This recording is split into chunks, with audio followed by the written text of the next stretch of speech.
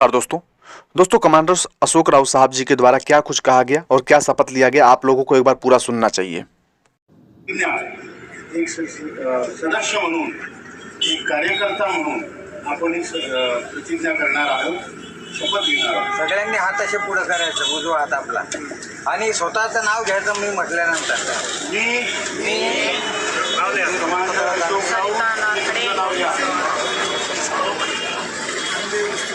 मी राष्ट्रीय संघर्ष समिती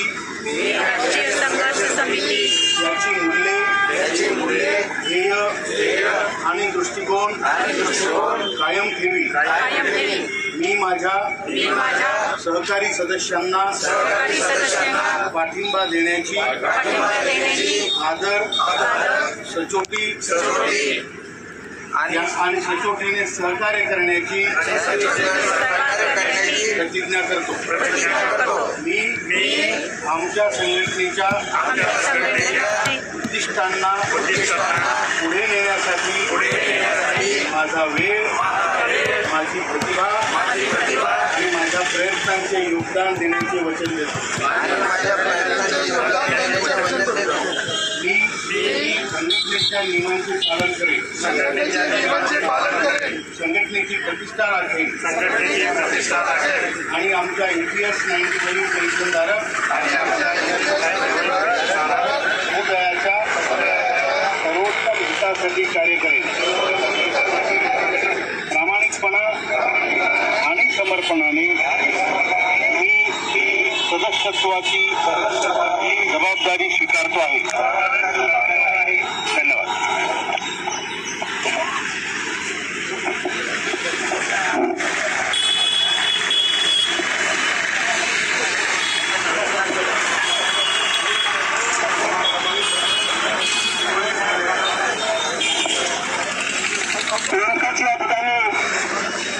आप लोगों ने अभी कमांडर अशोक राव साहब को सुना और देखा।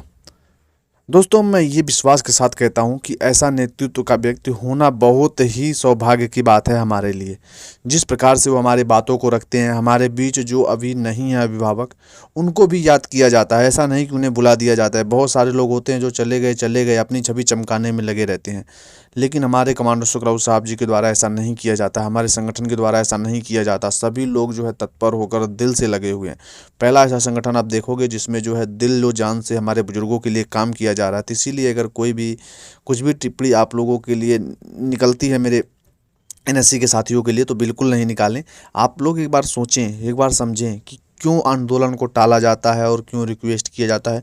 लड़ाई किसी भी चीज़ का समाधान नहीं है, जो काम प्यार से हो जाए। तो कमांडर अशोक राव साहब भी उसी कार्यक्रम में लगे हुए हैं। हो सकता है सरकार का मन बदले और सरकार इसको हमारी जो है पेंशन को बढ़ोतरी हम पर दया दिखाए।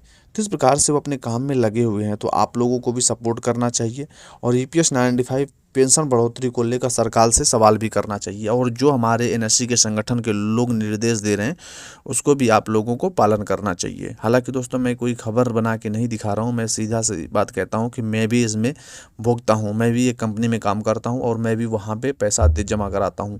तो जब मैं पैसा जमा कराता हूं तो स्पष्ट सी बात है, मुझे भी इस बात को उठाना चाहिए, क्योंकि आने वाले समय में पेंशन बढ़ोतरी अगर होगी तभी हम लोगों को भी फ़ायदा मिलेगा। नहीं तो आने वाले समय में हम लोग भी इसी तरह से दर दर की ठोकरें खाएंगे। तब हो सकता है ऐसा कोई नेतृत्व नहीं हो सकता है उस समय कोई ऐसा मिल जाए जो हमारा फ़ायदा उठा रहा हो। ऐसे ही तो नेता मिलते हैं, लेकिन कमांडर अशोक राव साहब के जैसा मिलना मुश्किल है। जैसे हमारे नेतृत्व के धनी हैं उसी प्रकार से, इसीलिए इस संगठन को इतना जल्दी इतने बड़े संगठन में तैयार कर दिया उन्होंने, सच्चे दिल और नेक नीयत से। तो आप लोगों को भी उसी नीयत से जुड़ना है और सहयोग करना है, जिससे जो बन पड़ता है वो अपने काम को संभाले। इसमें ऐसा नहीं है कि किसी जो जिस लायक है उसको वो जिम्मेदारी दी जाती है, उस जिम्मेदारी का निर्वहन वो करता है। अब दोस्तों आगे आप लोगों के विचार क्या है कमेंट के माध्यम से बताइएगा। हालांकि EPS 95 पेंशन के लिए हमारे बुजुर्ग लड़ते रहेंगे और आखिरी दम तक हर कोई लड़ता रहेगा। हम भी एक बात आज कहते हैं, हम भी आखिरी दम तक EPS 95 पेंशनर्स के साथ हैं और इस लड़ाई को आगे लेके जाएंगे।